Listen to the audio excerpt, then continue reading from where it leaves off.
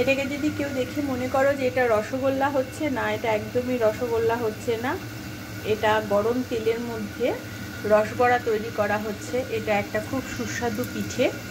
এই পিঠেটা বানাতে প্রথমে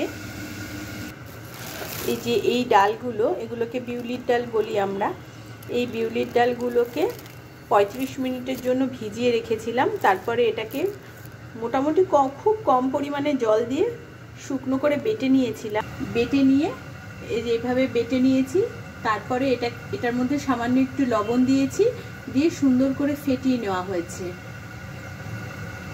এরকম করে সুন্দর করে এটাকে ফেটিয়ে নিয়েছি।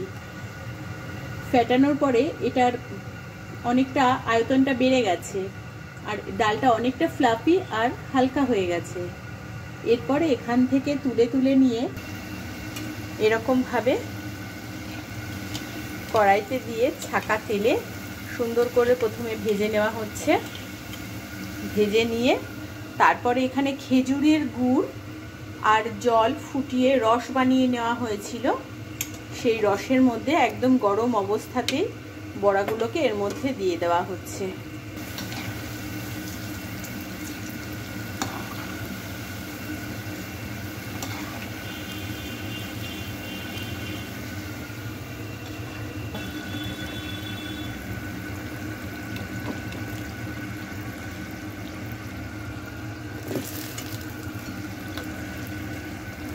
এটা ভালো করে ছেঁকে দেব।